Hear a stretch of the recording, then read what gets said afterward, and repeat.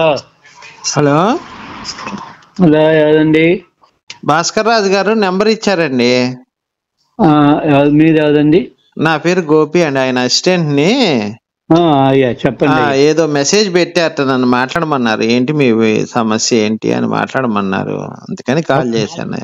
నాకేమీ సమస్య కాదు. నేను ఆయుర్వేదిక్ డాక్టర్. మా నాన్నగారు గోల్డ్ మెడలిస్ట్ ఓకే అండి. ఆంధ్రప్రదేశ్ మొత్తం మీద. మీ వయసు అండి? నాది 55 ఏళ్ళు, 56 ఏళ్ళు. Okay okay. నేను diploma in electrical engineering, MA public administration చేశాను. స్కిల్ డెవలప్మెంట్ కోర్స్ అని చంద్రబాబు నాయుడు గారు పెట్టారు ఆయన. ఇంతకుముందు దుబ్బాక, కళ్యాణదుర్గం, ఖమ్మం, చింతలపూడి, ఏలూరు, మార్కాపురం, వెనుకొండ అంతా ట్రైనింగ్ ఆఫీసర్ కింద పనిచేశాను నేను. ఓకే అండి. ఓకే. జిల్లాల్లో బెస్ట్ ఇన్స్ట్రక్టర్ కింద గుర్తించారు.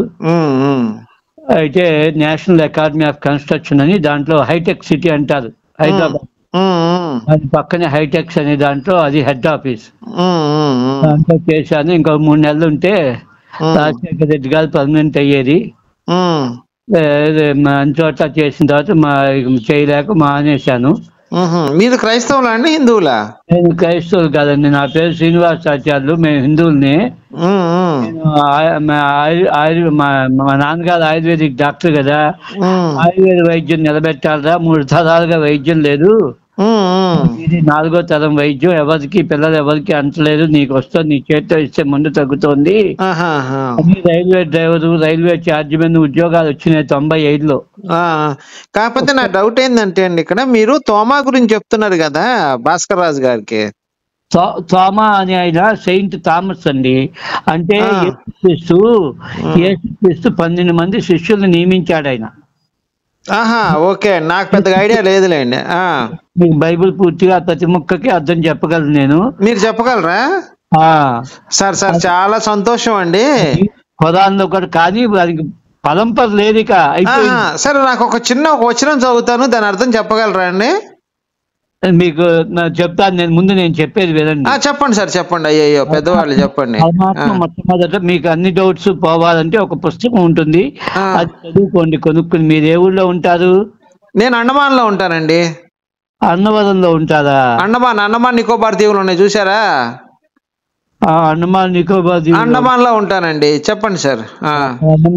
నికోబార్ దీవుల్లో ఉంటే అక్కడ పాస్టరా మీరు? నేను పాస్టర్ కాదండి, విశ్వాసినండి. యేసుక్రీస్తుని నమ్ముకున్నాను. అయితే నాకు ఇంతకు ముందు ఒక కాలు, ఈ కాలు యాక్సిడెంట్ లో పోయిందండి, కట్ అయిపోయింది సగం. యేసుని నమ్ముకున్న తర్వాత కొత్త కాలు మొలిచింది నాకు. కాలంతా మొలవటం అంటే చిన్న కట్ అయిపోయింది కదా, సగం దాకా కట్ అయిపోయింది, మోకాల దాకా. తర్వాత యేసుని నమ్ముకొని ప్రార్థన చేస్తే పూర్తిగా కాలు మొలిచింది. కాలు వచ్చింది? కాలు మొలిచింది. ఇప్పుడు మనకు బల్లి తోక, ఇట్లా జంతువులకు తోకలు తెగిపోతే మొలుస్తాయి కదా, అలా నాకు కాలు మొలిచింది యేసుని నమ్ముకున్నందుకు. జరిగిందండి మెరాకిల్. అందుకని నేను అప్పటి నుంచి యేసయ్యని నమ్ముతా, యేసయ్య విశ్వాసిగా ఉంటాను. మీరు తోమా గురించి చెప్తుంటే చాలా ఆశ్చర్యం వేసింది. తోమా గురించి చాలా తక్కువ మందికి తెలుసు, ఇండియా వచ్చాడని. అసలు పరమాత్మ 12 మందిని సృష్టించారు. ఏ పరమాత్మ అండి? అసలు పరమాత్మ అసలు అందరి దేవుళ్ళకి మూలమైన పరమాత్మ 12 మంది.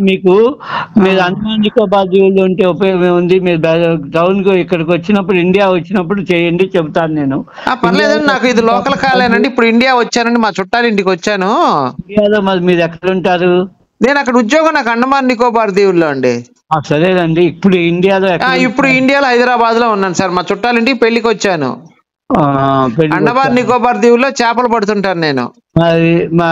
మళ్ళీ అంటే వెళ్ళాలా? మళ్ళీ ఇంకా 6 నెలల టైం ఉందిలేండి, 6 నెలల తర్వాత వెళ్తాను నేను. అదైతే అసలు దీనికి సంబంధించింది ఏంటంటే, పరమాత్మని 12 మందిని సృష్టించారు. యేసయ్యని 5వ వాడు పరమాత్మ పేరండి? చెప్పేదండి పరమాత్మకి, అంతే. అది జ్యోతి రూపంలో పరమాత్మ. ఆయనకి నిరాకార స్వరూపం. ఎల్ఈడి బల్బ్ అనుకోవచ్చా మనం? ఆయన్ని పరమాత్మ 12 మందిని సృష్టించారు. దాంట్లో 5వ వాడు సాతాను.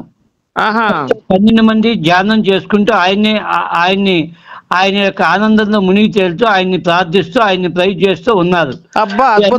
సాతాను ఏం చేశాడంటే, పరమాత్మని 62 మహాయుగాలు ఒంటికాలు మీద నిలబడి తపస్సు చేసి, స్వామి పరమాత్మ నన్ను సృష్టించే అధికారం నాకు ఈయనైనా, అని వేడుకున్నాడు. అయితే సృష్టించమన్నాడు ఆయన. సృష్టించమంటే 84 లక్షల జీవరాశుల్ని సృష్టించాడు. సృష్టించి మానవుడిని కూడా సృష్టించాడు. అయితే అన్ని కూడా చైతన్యం లేకుండా అట్లా పడి ఉన్నాయి. కప్ప ఉందనుకోండి, కప్ప అలాగే ఉండిపోయేది, కదిలేదు, కదలిక లేదు దానిలో. అప్పుడు మళ్ళీ 70 మహాయుగాలు తపస్సు చేస్తే పరమాత్మ తన పాదాల నుంచి వచ్చే ఆ చైతన్యం, ఆ ఓంకారాన్ని, దాన్నే మీరు వర్డ్ లేక లోగోస్ అంటారు క్రైస్తవులు, హిందువులు ఓంకారం అంటారు, అదే ముస్లింలు కల్మా అంటారు, మరి బౌద్ధులు టాబో అంటారు, జైనులు జైఘోష్ అంటారు, అదే వీళ్ళు జొరాస్ట్రియన్స్ మతం వాళ్ళేమో జ్యోతి అంటారు. అట్లా వివిధ మతాల్లో చెప్పేదంతా సిద్ధాంతం ఒకటి, ఓంకారం అన్నమాట. ఆ శబ్దాన్ని, ఆయన పాదాల నుంచి వచ్చే ఆ శబ్దాన్ని, ఆది యందు శబ్దం ఉండను, ఆ శబ్దమే పర్వతములను నదులను అన్నింటినీ సృష్టించిన బైబిల్ మొట్టమొదటి పేజీ మీద రాసి ఉంటుంది, చూడండి. ఎక్కడండి? యోహాను సువార్త ఒకటో వచ్చినవండి. ఆది యందు వాక్యం ఉండేను, వాక్యము దేవుడేను, వాక్యము దేవుని యొద్ద ఉండేను, అదేనా? ప్రతి కొత్త నిబంధన ప్రతి అట్ట మీద రాసి ఉంటుంది. అవునండి, అవును. ఆది యందు శబ్దం ఉండదని. ఆ శబ్దం అంటే ఏంటి? ఓంకారం అన్నమాట. ఆ పాదాల నుంచి వచ్చే శబ్దం ఎప్పుడైతే ఈ జీవరాశి అన్నిటిలోకి ప్రవేశించిందో అప్పుడు అన్ని చైతన్యం కలిగి కదలటం మొదలెట్టినాయి. ఇప్పుడు శబ్దం వస్తుందన్నారు. శబ్దం అంటే దేవుడా అండి? శబ్దమే పరమాత్మ. మరి తప్పొక్కని శబ్దం కూడా వస్తుంది, అది కూడా పరమాత్మేనండి? అది కుడి చెవిలో వచ్చేదే శబ్దం, ఎడం చెవిలో వచ్చేవన్నీ కింద లోకాలన్నీ వస్తాయి. అందుకని యేసుక్రీస్తు ఏమన్నారంటే temple of living God, human body is temple of living God అన్నారు. ఓకేలండి. అంటే దేహమే దేవాలయం. దేవాలయం. వేదాలు చెప్పింది, వేదాలు మొత్తం సారాంశం ఏంటి? దేహమే దేవాలయం, జీవుడే సనాతన దైవం. ఉపనిషత్తులు మొత్తం అన్ని ఉపనిషత్తులు. నాకు ఒక చిన్న డౌట్ అండి, ఇవన్నీ బాగా యేసుక్రీస్తు ఎందుకు పెళ్లి చేసుకోలేదు, ఏమైనా ఐడియా ఉందా అండి మీకు? పెళ్లి చేసుకోడండి, ఎందుకంటే యేసుక్రీస్తు 32 33 బతికాడు. ఆయనకి ఇచ్చిన కార్యక్రమం సత్యఖండం నుంచి ఆయన వచ్చారు సరాసరి. అంటే ఎక్కడి నుంచి అండి? 2 రకాల పరమాత్మలు వస్తారు. పరమాత్మ దగ్గర నుంచి సరాసరి వచ్చిన వాడు ఆయన. ఆయన వచ్చింది కడుపులో నుంచి కదండి, ఆయన సరాసరి ఎక్కడ వచ్చాడు? కడుపులో నుంచి రావాల్సిన అవసరం ఉండదు వాళ్ళకి. మేరీ గర్భం జన్మించాడు, పరిశుద్ధాత్మ ఆమెను కమ్ముకుంటే మేరీని యోని సంభవుడు కాదు ఆయన. యోని నుంచి పుట్టలేదా? యోని సంభవుడు కాదు. అట్లా యోని నుంచి పుట్టకుండా ఉండేవాడు 5 ఉన్నారు. కాదు సార్, ఇప్పుడు ఒక్క నిమిషం అండి, నేను అడిగేది నా డౌట్లు చెప్పండి సార్. మీకు తెలిసింది కాదు, నాకు తెలియంది చెప్పండి. యేసుక్రీస్తు నోట్లోంచి వచ్చాడా, లేకపోతే వెనక ముడ్లోంచి వచ్చాడా, ముందర యోనిలోంచి వచ్చాడా? ఎలా వచ్చాడండి యేసుక్రీస్తు పుట్టుక? శ్రీకృష్ణ పరమాత్మ దేవకీ వసుదేవులకి ఏ విధంగా పుట్టాడు? ఆయన మానవ జన్మ ఎత్తినప్పుడు యోని నుంచే జన్మించాడు. శ్రీకృష్ణుడు గాని రాముడు గాని వీళ్ళందరూ కూడా యోని నుంచే జన్మించారు. మానవ అవతారం అన్నప్పుడు వాళ్ళు ఆ ధర్మాన్ని పాటించి మానవ అవతారం ఎత్తినప్పుడు వాళ్ళు యోని నుంచే పుడతారండి, వాళ్ళు ధర్మాన్ని పాటిస్తారు. కాకుండా యేసుక్రీస్తు కూడా మానవుడి కింద పుట్టాడు. కానీ ఏంటంటే ఒక వెలుగే గర్భంలో, ఆయన కూడా మేరీ మాత గర్భంలో నుంచి పుట్టాడు.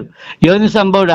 అయోనిజులు ఉంటారు కొంతమంది. ఇప్పుడు ద్రౌపదీదేవి ఉంది, యజ్ఞకుండంలో నుంచి వచ్చింది ఆవిడ, యజ్ఞకుండంలో నుంచి లభించింది. కాదండి, ఇప్పుడు అంటే యేసేపు మేరీ కలిపి యజ్ఞం చేసి యేసు వచ్చాడంటారు ఎట్లా? లేదా పరిశుద్ధాత్మ మేరీ కలిపి రాత్రిపూట ఏమన్నా యజ్ఞం చేశారా? కలవకుండానే ఆ పై నుంచి వచ్చే జ్యోతి రూపంలో కడుపులోకి వచ్చి ఆ పిల్లవాడి కింద పుట్టాడు. అంటే భార్యాభర్తల కలయిక వల్ల పుట్టిన వాడు కాదు ఆయన. యేసు అయోనిజుడు అనమాట ఆయన. ఎక్కడుంది సార్ మీరు చెప్పింది? బైబిల్లో ఎక్కడుందండి అయోనిజుడు అనే పదం? ఉందండి బైబిల్లో? మీ దాంట్లో ఎక్కడా ఉండదు. ఎందుకంటే కాదండి, మా బైబిల్లో ఉందా అని అడుగుతున్నాను సార్. అట్లాంటి వాడు కబీర్ కూడా అట్లాగే పుట్టాడు సార్. అడిగిన దానికి మా బైబిల్లో అయోనిజుడు అనే పదం లేదండి. మీరు ఎట్లా చెప్తారు లేని పదాన్ని మా యేసుక్రీస్తు గురించి? మేరీ మాతకు పుట్టాడండి ఆయన. పుట్టాడు, అవునండి, యోని నుంచే జన్మించాడు ఆయన. యోని నుంచే జన్మించాడు. లేదా ముడ్లోంచి పుట్టాడని చెప్పండి, మేము సంతోషిస్తాం. ఇంకా సరే, సంభవుడే అనుకోండి. ఇప్పుడు లేని మీరు కల్పించి చెప్పదు సార్, ఎందుకంటే మా మనోభావాలు దెబ్బతింటాయండి. 33 ఏళ్ళే బతికాడు ఆయన.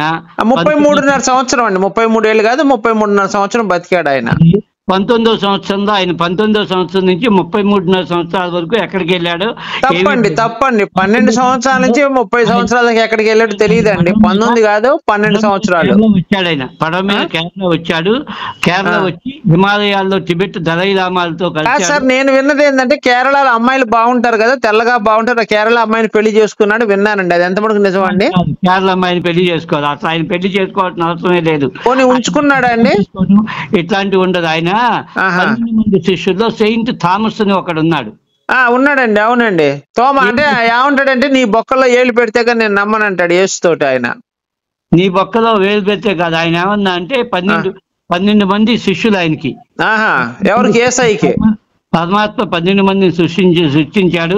యేసుక్రీస్తు యొక్క శిష్యులు 12 మంది, రామానందుడి యొక్క శిష్యులు 12 మంది, ఆళ్వార్లు కూడా 12 మంది. 12 మంది ఆళ్వార్లు. అయితే ఈయన ఏమన్నారంటే ది లాస్ట్ సప్పర్ అని కీట్స్ రచించాడు ఒక నవల, ది లాస్ట్ సప్పర్ అని. అంటే వాళ్ళందరూ ఒకేలాగా జులపాలు వేసుకుని తిరుగుతూ ఉండేవాళ్ళు. జులపాలు వేసుకుని తిరుగుతూ ఉంటే అంటే బొచ్చు కొరుక్కునేవాళ్ళు కాదండి వాళ్ళు, అందరూ జులపాలు వేసుకుని తిరుగుతూ ఉండేవాళ్ళు ఆ రోజుల్లో. పైన కింద అంతా పెంచుకునేవాళ్ళు. ఏమో మరి ఆ 12 మందిలో 12 మంది ఒక చోట నెగడ దగ్గర జనవరి 25 ఆయన పుట్టిన డేటి. కానీ డిసెంబర్ 25 సూర్య జయంతి, సూర్యుడి యొక్క పుట్టినరోజు అది. అయితే స్పెయిన్, పోర్చుగల్ ఈ దేశాలన్నీ కూడా సూర్యుడు ఎవరికి పుట్టాడండి? సూర్యారాధన చేసేవాడు కాదండి. సూర్యుడు పుట్టారని సూర్యుడు ఎవరికి పుట్టాడండి? సూర్యుడు ఎవరికి పుట్టాడనేది లేదు, అది భగవత్ సృష్టిలో మొట్టమొదటి భగవంతుడు సూర్యుడిని సృష్టించాడు. ఈ 12 మంది ఆ పోర్చుగల్, స్పెయిన్ ఈ దేశాలన్నిట్లోనూ సూర్యారాధన జరుగుతూ ఉండేది ఆ రోజుల్లో. ఉంటే వాళ్ళందరినీ కంఠం మీద కత్తి పెట్టి క్రైస్తవ మతంలోకి నుంచి మార్చేశారు వాళ్ళందరినీ. అందులో డిసెంబర్ 25 సూర్య జయంతి చేసేవాళ్ళు ఆ రోజుల్లో. దాన్ని ఏం చేశారంటే జనవరి 25ని డిసెంబర్ 25కి మార్చారు. యేసుక్రీస్తు 12 మంది శిష్యులు ఉంటే ఆయన జనవరి నెల కదా, శీతాకాలం, బాగా మంచు కాలం, దగ్గర మంట వేసుకుని కూర్చుంటే వాడు సెయింట్ థామస్ అన్నవాడు మార్కెట్ లో తిరుగుతున్నాడు, సంతలో తిరుగుతుంటే కొట్ల వాళ్ళందరినీ భయపెట్టారు రోమన్ సైనికులు. భయపెట్టే ఇదిగోండి వీడు వాళ్ళతో పాటు తిరుగుతూ ఉంటాడని వాడిని చూపించారు. నాకు ఒక చిన్న డౌట్, అంటే మీకు బైబిల్ తెలుసా అండి? బైబిల్ నాకు తెలుసండి. బైబిల్ నాకు అర్థమవుతుంది. సరే, నాకు ఒక చిన్న డౌట్ అండి. మేరీ అనే ఆమె ప్యాంతర్ అనే రోమన్ సైనికుడితో అక్రమ సంబంధం పెట్టుకోవటం వల్ల యేసు పుట్టాడని చెప్పి కొంతమంది యూదులు అన్నారండి. నేను చదివాను కొన్ని పుస్తకాల్లో. అది ఎందుకంటే ప్యాంతర్ వాళ్ళ యొక్క అంగాల సైజు చాలా పెద్దగా ఉంటదంట రోమన్ సైనికులది. అందుకని యూదులకి అది చాలా ఇష్టం ఉంటుంది, అంత పొడుగుంటాం అనేది. అలా మేరీ ఆయనతో సెక్స్ లో ఇష్టపడి చేసుకుంది, అది పరిశుద్ధాత్మ అనే పేరు మీదకి నెట్టేసింది ఆమె అని చెప్పి కొంతమంది చెప్తున్నారండి. మరి ఇది ఎంత మటుకు నిజమో మీకు ఏమైనా ఐడియా ఉందా? నేను బైబిల్లో మరి ఎక్కడ నేను చదివిన దాంట్లో ఎక్కడ నాకు తెలియదు, కనపడలేదు. అది హిస్టరీ అనేది బైబిల్లో ఉండదండి. ఇప్పుడు బైబిల్లో రాసిందంత నిజం కాదు, రాయిందంత అబద్ధం కాదు. చెప్పేది జరిగింది ఏంటంటే సంతు మహాత్ములు ఆయన వాళ్ళొక్క యేసుక్రీస్తే పుట్టాడు. ఎట్లా పుట్టాడండి? ఎవరి ద్వారా పుట్టాడు యేసుక్రీస్తు? మన దేశంలో అటువంటి వాళ్ళు 100 మంది పుట్టారు. కాదండి, నేను అడిగిన దాన్ని చెప్పండి. యేసుక్రీస్తు ఎవరెవరికి పుట్టాడు? సోలమన్ కి పుట్టాడు. సోలమన్ కి మేరీ మాతకి వాళ్ళకి పుట్టాడు. సోలమన్ కి మేరీకి వాళ్ళిద్దరు చేసుకుంటే యేసు పుట్టాడు. వీటిని అబ్రహాం మతములు అంటారు.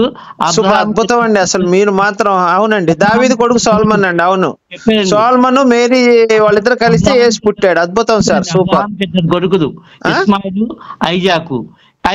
ఇస్మాయిల్ యొక్క సంతానమేమో మహమ్మద్ ప్రవక్త, ఐజాక్ యొక్క సంతానం చాట్ ఉంటుంది చూడండి మీకు. సార్ మీరు ఈ నాలెడ్జి అంతా కూడా ఒక పుస్తక రూపంలో పెడితే బాగుంటుందేమో సార్ నా అభిప్రాయం. జాన్ అని ఆయన పుట్టాడు. ఆ జాన్ యొక్క సంతతి వాళ్ళేమో యూదులు, సోలమన్ యొక్క సంతతి వాళ్ళేమో యేసుక్రీస్తు. సూపర్. క్రిస్టియానిటీ.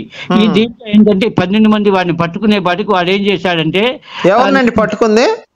సెయింట్ థామస్ ని పట్టుకుంటే రోమన్ సైనికులు ఏం పట్టుకున్నారండి? సెయింట్ థామస్ ని పట్టుకుని కొట్టారు. సెయింట్ థామస్ ని పట్టుకున్నారు. సెయింట్ థామస్ ది పట్టుకున్నారంటే నాకు అర్థం కాలే. సెయింట్ థామస్ ని పట్టుకున్నారు, పట్టుకుని కొట్టి చూపించమన్నారు. ఏసు ఎక్కడున్నాడో చూపించమంటే నన్ను పట్టించువాడు 3 సార్లు నన్ను ముద్దు పెట్టుకొను, అప్పుడు నేను పట్టుబడతానని అన్నాడు. శిష్యుడు మిగిలిన సెయింట్ థామస్ పట్టించాడా యేసుని? అద్భుతం సార్, గుద్ద పగిలిపోయిందండి మామూలుగా మీ నాలెడ్జి మాత్రం. ఓకే అండి, చెప్పండి. దగ్గర కూర్చుని ఉన్నప్పుడు అందరితో పాటే కూర్చుని రోమన్ సైనికులు వచ్చేపాటికి 3 మాటలు ఆయన్ని ముద్దు పెట్టుకున్నాడు. ఎక్కడ పెడతాడండి ముద్దు? చెంప మీద 3 మాటలు చెంప మీద ఇంకా అక్కడ పెట్టాడో నేను అనుకున్నానండి. ఓకే అండి. సెయింట్ థామస్ అనే అతను 3 సార్లు ముద్దు పెట్టుకున్నాడు అక్కడ. అప్పుడు రోమన్ సైనికులు అరెస్ట్ చేశారు ఆయన. అది super sir, excellent sir, excellent.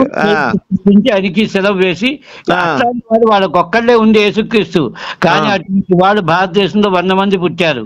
Kabir, Ravidas, Mirabai, Dadu దయాలు, దర్యాలాల్ Kapoor, భక్త తుకారాము, జ్ఞానేశ్వరుడు, నామదేవుడు, అప్పారు, ఇట్లాంటి వాడు, జ్ఞానదేవుడు, వీళ్ళందరూ శబ్ద మార్గం వాళ్ళు. 2 మార్గాలు ఉన్నాయి, ఒకటి యోగ మార్గం, శబ్ద మార్గం. యోగ మార్గం అంటే ఏంటంటే ప్రాణాయామం చేస్తూ కొండల్ని శక్తిని మొదలుకొల్పి 72,000 నాడులు ఉంటాయి శరీరంలో. ఈ శుద్ధి అయితే కానీ శరీరంలో కొండల్ని శక్తి సుషుమ్నా ద్వారా పైకి రాదు. అయ్యా ఇప్పుడు మిమ్మల్ని క్వశ్చన్ అడుగుతాను, మనిషికి ఎన్ని ఎముకలు ఉంటాయండి బాడీలో? శబ్ద మార్గం మీకు ఇవన్నీ డౌట్స్ అన్ని క్లియర్ ఆఫ్ అవ్వాలి. కాదండి, మనిషికి ఎన్ని ఎముకలు ఉంటాయి మొత్తం బాడీలో? చెప్పండి. హైదరాబాద్ లో హిమాయత్ నగర్ అడిగిన దానికి నాకు డౌట్. అప్పుడు నేను మీకు తెలియకపోతే చెప్తా, 206 ఎముకలు ఉంటాయి. సరే, మాకు తెలియదులేండి అది. మరి ఒక మగాడికి అప్పుడప్పుడు 207 ఎముకలు అయితే తెలుసా మీకు ఆ సంగతి? హిమాయత్ నగర్ లో రాధాస్వామి సత్సంగ్ బ్యాస్ అని ఉంటుంది, అక్కడికి వెళ్ళి సద్గురు పిలుపని ఉంటుంది పుస్తకం, అది చదవండి, మీకు అన్ని అర్థమవుతాయి. మీ నాలెడ్జ్ ఎంత దాంట్లో ఉందా అండి? మీ నాలెడ్జ్ ఎంత దాంట్లో ఉందా? నా నాలెడ్జ్ కాదు, సాక్షాత్ పరమాత్మకు సంబంధించిన గురువులు చెప్పిన మాట. దాంట్లో ఒక్క అక్షరం కూడా అసత్యం ఉండదు, అన్ని సత్యాలే ఉంటాయి, దాంట్లో అసత్యం అనేది ఉండదు. ఓకే, సూపర్ అండి, super. Of the great master అని ఉంటుంది, మీరు చూడండి. రాధాస్వామి సత్సంగ్ వ్యాస్ అది కొట్టండి, మీకు నెట్ లో వస్తుంది మొత్తం అంతా. ఇప్పుడు తోమా ఏం చేశాడు సార్? ఇండియా వచ్చాడా ఆయన? 19వ ఏట ఇండియా వచ్చి. ఎప్పుడండి? 19th సెంచరీలోనా 18th సెంచరీలోనా ఆయన వచ్చింది తోమా? తోమానా ఆయన చనిపోయిన తర్వాత వచ్చాడు ఆయన. అది ఎప్పుడండి? 5th సెంచరీనా 6th సెంచరీలో వచ్చాడా తోమా ఇండియాకి? 2000 సంవత్సరాల క్రితం చనిపోయాడు ఆయన. అవునండి, 2000 సంవత్సరాలు అప్పుడు వచ్చాడా తోమా? ఆ చనిపోయిన తర్వాత ఈ 12 మంది శిష్యులకి క్రైస్తవ మతాన్ని విశ్వవ్యాప్తం చేయండి, శబ్ద మార్గాన్ని అని చెప్పి ఆయన చనిపోయాడు. చనిపోయినప్పుడు దాంట్లో ఒక శిష్యుడు రష్యా వెళ్ళాడు. అదే మోడీ గారికి ఆర్థర్ మెడల్ అని ఒక మెడల్ వేశారు, మెడల్ మొన్న ఈ మధ్య మెడల్, రష్యా యొక్క హైయెస్ట్ గ్యారంటీ అవార్డు అది.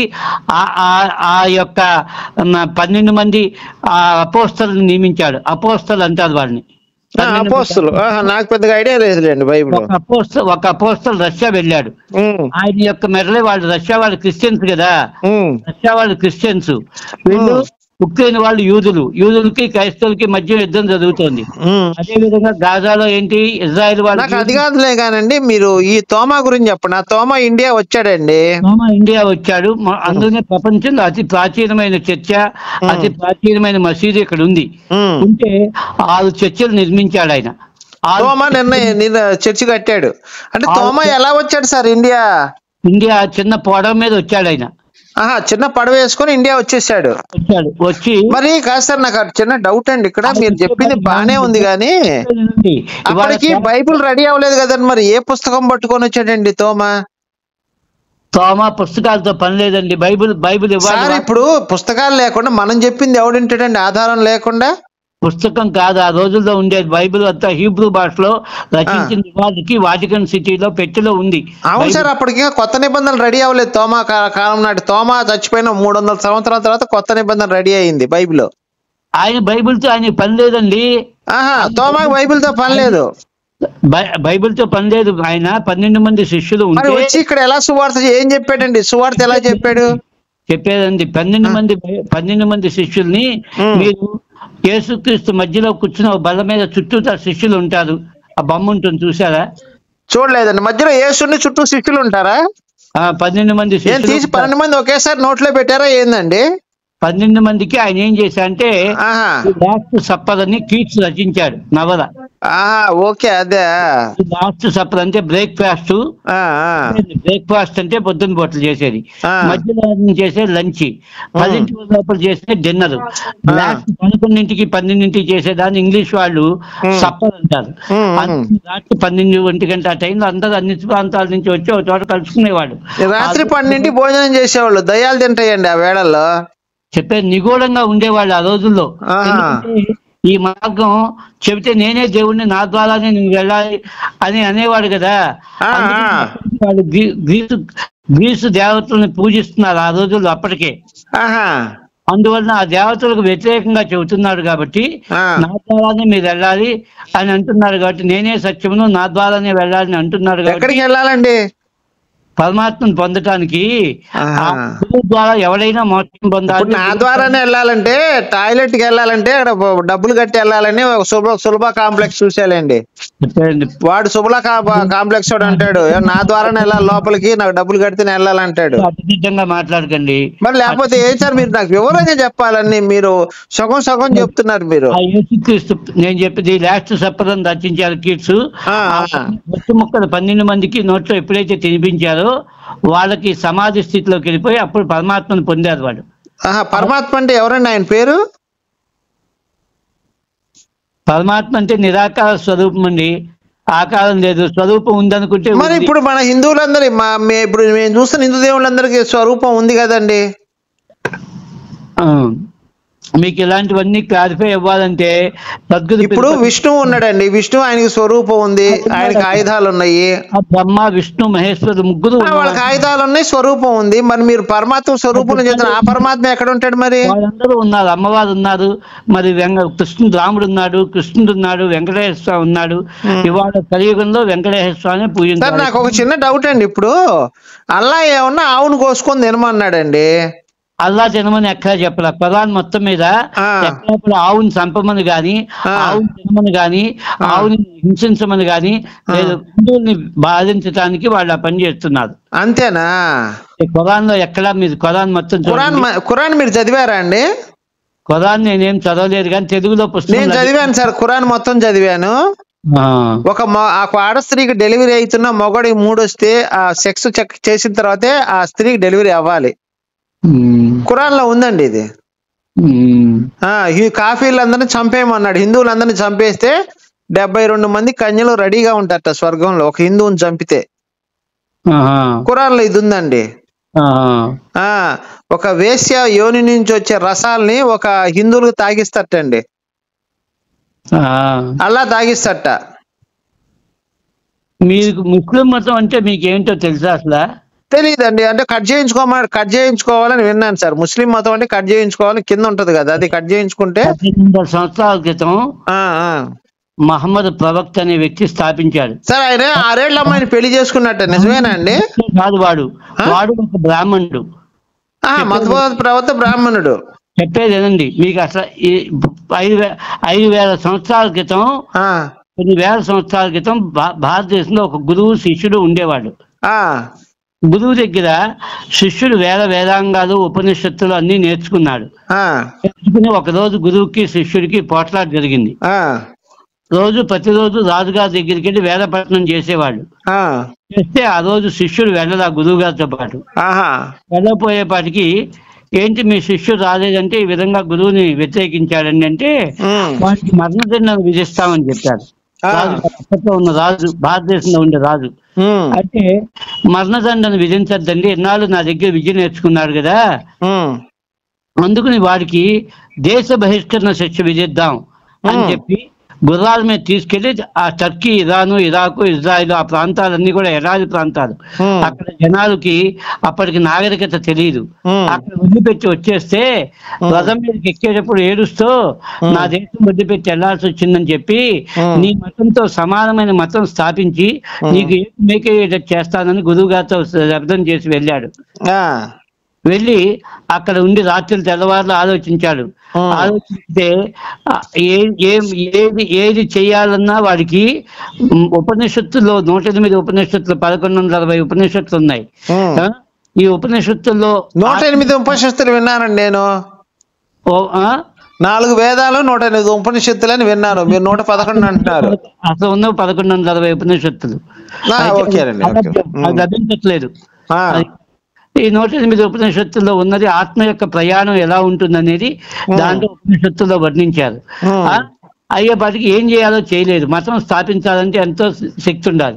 అందుకు ఏం చేయాలో తెలియక వాడు అన్ని ఆపోజిట్ పెట్టుకొచ్చాడు. పైనుంచి మొహం కడుగుతాం, కింద నుంచి మొహం కడుగుతాం. ఆపోజిట్ పెట్టుకొచ్చాడు. ఆడవాళ్ళు బొట్టు పెట్టుకుంటారు, మన ఈ ఆడవాళ్ళకు బొట్టు లేకుండా ఉంటాం. బ్రాహ్మణుడు ధన్యం వేసుకుంటాడు మెడలో, వాడి బెల్లకాయ శుంఠి చేస్తారు. మనమేమో చప్పులు చేస్తూ భజనలు చేస్తూ దేవుడిని పూజ చేస్తాం. వాళ్ళు మసీద్లో నిర్మానుష్యంగా శబ్దం లేకుండా పూజ చేస్తారు. అన్ని ఆపోజిట్ పెట్టుకొచ్చాడు. మరి తింటాం కూడా ఆపోజిట్ లో పెట్టుకుంటే సరిపోయేది కదండి. మనం పైనుంచి తింటే వాళ్ళు కింద నుండి తింటే సరిపోయేది. ఆడపిల్లకి అలంకారం చేసి తీసుకొస్తాం, మగపిల్లవాడికి అలంకారం చేసి తీసుకొస్తారు. మనం బుట్టలో గాని మేనాలో గాని తీసుకొస్తాం ఆడపిల్లని. వాడు జీవన వస్తువుల మీద తీసుకొస్తాం. జీవమున్న వస్తువు మీద గుర్రం మీద తీసుకొస్తాడు. మనం హారిజాంటల్ గా కూర్చుంటాం భాషను బట్టలు వేసుకుని, వాడు మోకాళ్ళ మీద కూర్చుంటాడు. మన టోపీకి పైన ఇట్లా సిలిండర్ ఆకారంలో పైన మొన్నలాగా ఉంటుంది, వాడేంటి చపటాలాగా. ఆ టోపీ ఆపోజిట్ గా మన టోపీకి ఆపోజిట్ గా ఉంటుంది. మనం మనం మనం మనం గొళ్ళలో విగ్రహాలను పూజ చేయరు. అన్ని అట్లా ఆపోజిట్ పెట్టుకొచ్చాడు వాడు. మనం ఎడం వైపు నుంచి కుడివైపుకి రాస్తాం, వాడు కుడివైపు నుంచి ఎడం వైపుకి రాస్తారు. మనం సంస్కృత భాష మాట్లాడతాం, వాళ్ళు ఉర్దూ భాష మాట్లాడతారు. అన్ని ఆపోజిట్. మనం దేవుళ్ళని పూజ చేస్తాం, వాళ్ళు దెయ్యాలని పూజ చేస్తారు. వీళ్ళంటే ఏంటి? దెయ్యాలేగా. ఆకాశంలో చూసి అల్లా అని అరుస్తారు కదండి, అదేంటది మరి? మనం అరవకుండా నిశ్శబ్దంగా లోపల గుళ్ళో లోపల విగ్రహం దగ్గర పూజ చేస్తాం. వాడు మసీదు పైకెక్కి అరుస్తాడు. అంటే మనం లోపల చేస్తాం కాబట్టి వాడు పైకి ఎక్కుతాడు, పైకెక్కి అరుస్తాడు. సరే, నాకు డౌట్ అండి, మరి ఎందుకు శుద్ధి చేయించుకోమని చెప్పాడు అల్లా వాళ్ళకి? అల్లా ఎందుకు శుద్ధి చేయించుకోమన్నాడు? ఎందుకు కట్ చేయించుకోమన్నాడు కింద? విషయంగా మనకి ఆపోజిట్ కింద సొల్లసు కట్ చేసుకున్నాడు అది. అంతేకాదు, దాని రీజన్ ఏం లేదా? రీజన్ ఏం లేదు, అన్ని ఆపోజిట్ పెట్టుకొచ్చాడు. అన్ని క్వైట్ ఆపోజిట్ అనమాట. మనం ఆడవాళ్ళకి స్వేచ్ఛనిస్తాము, ప్రేమగా గౌరవంగా చూస్తాము. వాళ్ళ ఆడవారిని గౌరవంగా చూడకుండా హీనంగా బానిసలాగా చూస్తారు. మనం నల్ల బట్టలు ఎప్పుడైనా విషాదం వచ్చినప్పుడే నల్ల బట్టలు ధరిస్తాం, నల్ల ప్యాంట్లు ధరిస్తాం. వాళ్ళు ఇప్పుడు నల్ల బట్టలు వేసుకుని ఉంటారు. మనం ఏకవత్ని వ్రతంగా ఉంటాం హిందువులం, వాళ్ళు బహుభార్యత్వం ఉంటుంది, 10 మందిని పెళ్లి చేసుకుంటారు. మరి మీకు ఏది బెటర్ అనిపించింది? మీకు ఏది ముసల్మాన్ గా మంచి జీవించడం బాగుంటుందా, క్రిస్టియన్ గా జీవించడం బాగుంటుందా, ఒక హిందువులాగా జీవించడం బాగుంటుందా? ప్రతి మానవుడు హిందువుగా జీవించాల్సిందే. కోడిగుడ్డు ముక్క తినేవాడు కూడా, వాళ్ళందరూ కూడా ఒకప్పుడు ముస్లింలు క్రైస్తవులు అందరూ కూడా ఒకప్పుడు హిందువులే. వాళ్ళందరినీ బలవంతంగా మార్చేశారు. కాశీలో సందులన్నీ సన్నగా ఎందుకున్నాయి? ఇళ్ల మీద పడి బ్రాహ్మణ ఆడవాళ్ళని రేప్ చేసేసి నికా పెట్టేసి వాళ్ళల్లో కలిపేసుకునేవాళ్ళు.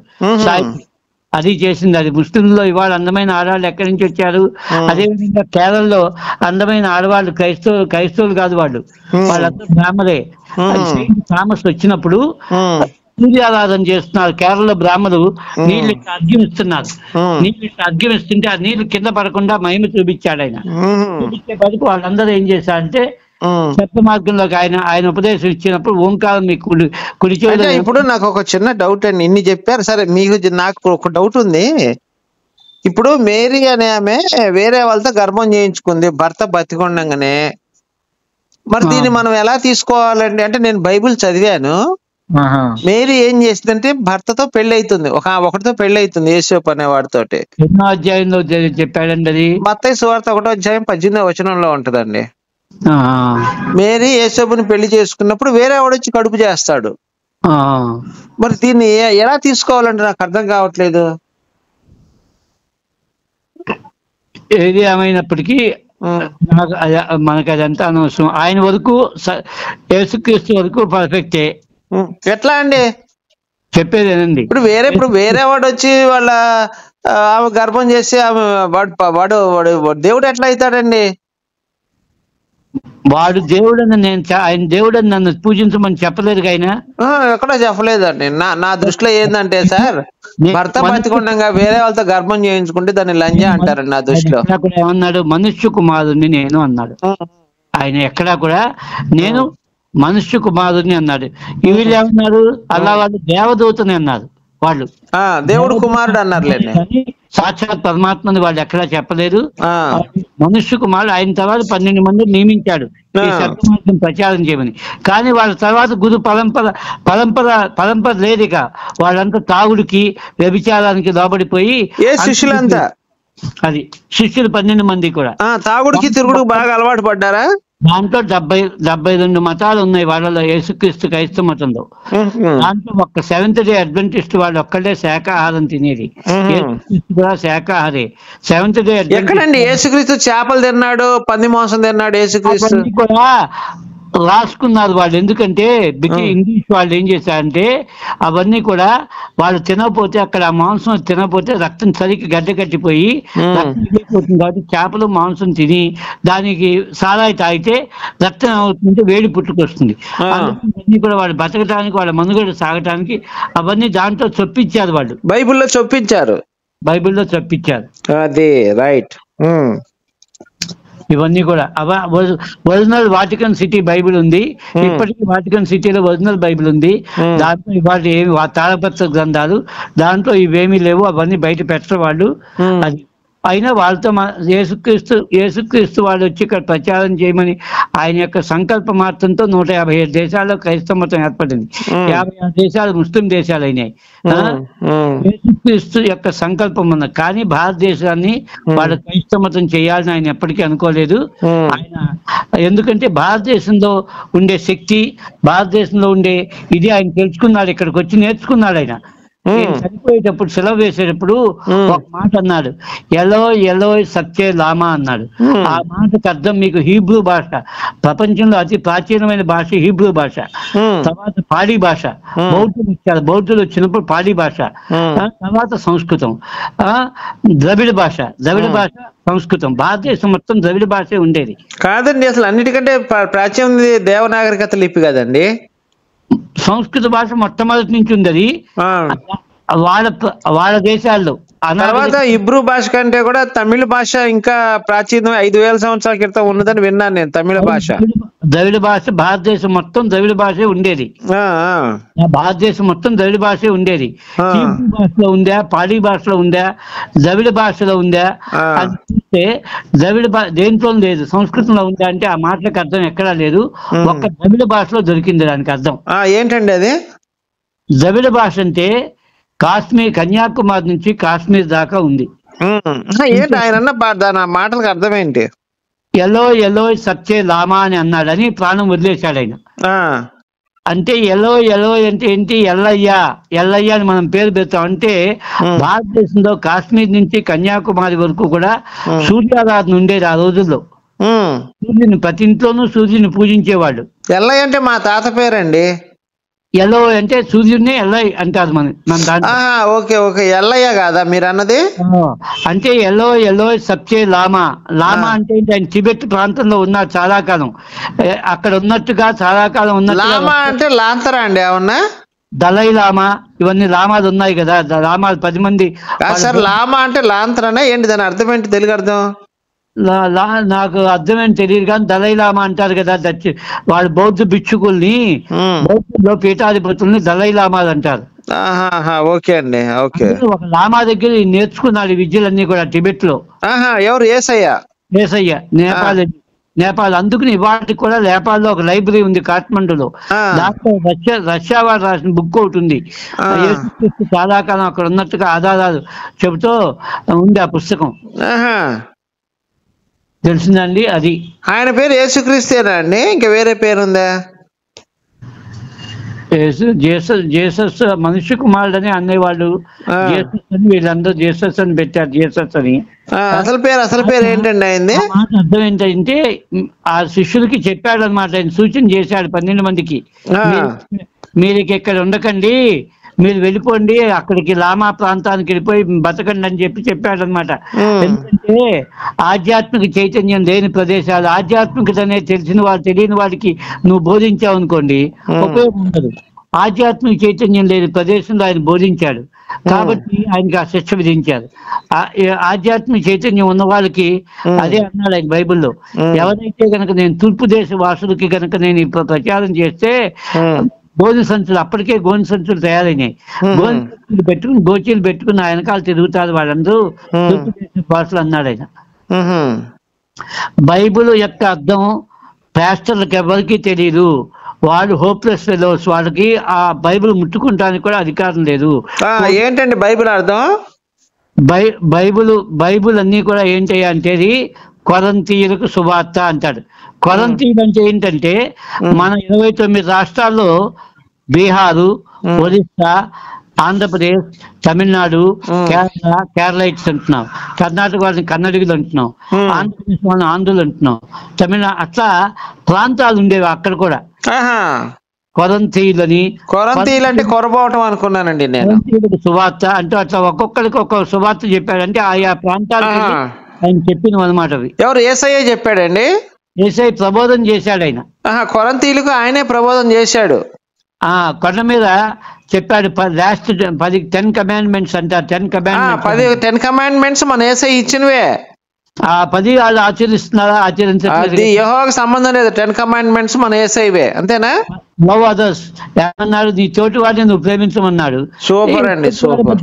తోటి వాళ్ళ మధ్యలో పోట్లాట్లు పెట్టి ఆయుధాలు సప్లై చేస్తున్నారు అమెరికా చేసే. అది మన యేసయ్య చేసింది, అదే యేసయ్య చేసేది అది. క్రైస్తవ మతం చెప్పేది ఒకటి, చేసేది ఒకటి. నువ్వు చేసిన పాపాలన్నీ చెవిలో చెప్పమంటాడు. చెప్పిన తర్వాత దాన్ని బ్లాక్మెయిల్ చేస్తాడు.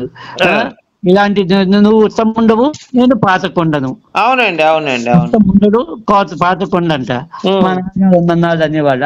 వాళ్ళ పాపాలు నువ్వు చెబితే నువ్వు తీసుకునేటట్టయితే నువ్వు పాస్టర్ లాగా చెప్పుకుని బతక. అంటే ఒకటండి, నాకు యేసయ్య ఏం చెప్పాడంటే నువ్వు 10 రేపులు 10 మర్డర్లు చేసినా నీ పాపాలు క్షమించేది నేనే అని చెప్పాడండి.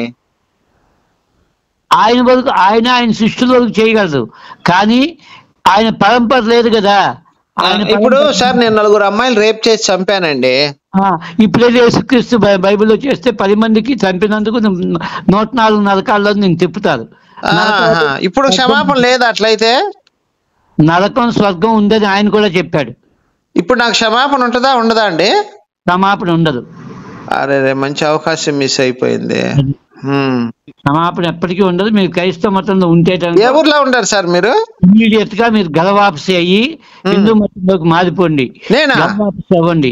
ఎందుకంటే నా ప్రాణమైన తీసుకుంటా, మా యేసయ్యను మాత్రం నేను వదలనండి. అది యేసుక్రీస్తు వాళ్ళందరూ కూడా బలవంతంగా మత మార్పిడి చేసిన హిందువులే ఒకప్పుడు ముస్లింలు, క్రైస్తవులు అందరూ కూడా. మీరు మా క్రైస్తవులను అవమానిస్తున్నారండి. మా క్రైస్తవులు మీరు అవమానిస్తున్నారు. క్రైస్తవులు నేను మాకు మీరు ఎన్ని రేపులు మటర్లు బాణభంగాలు చేసుకోండి, మా యేసయ్య మీ పాపాలని క్షమిస్తాడు. జరుగుబాటు అవ్వలేదా? మీ తాత ముత్తాతలందరికీ జరుగుబాటు అవ్వలేదా? ముస్లింలని బలవంతంగా మత మార్పు చేసిన వాళ్ళే ముస్లింలు ఇవాళ. ఇక్కడ ఉన్న ముస్లింలు అందరూ కూడా కాదండి. ఇప్పుడు 10 రేపులు చేసుకున్నా క్షమించే దేవుడు ఏకైక దేవుడు మా యేసయ్య అండి. ఆయన ఉంటే ఆయన క్షమించేవాడు. ఆయన లేకపోయినా ఆయన పరలోకంలో ఉన్నాడు, క్షమిస్తాడు. మీరు ఇప్పుడు 4 ఆడలను రేపు చేయండి, 12 మంది శిష్యులు, మీకు ఇమీడియట్ గా పాప క్షమాపణ వచ్చేస్తుంది. ఎప్పటికీ క్షమాపణ అవదు.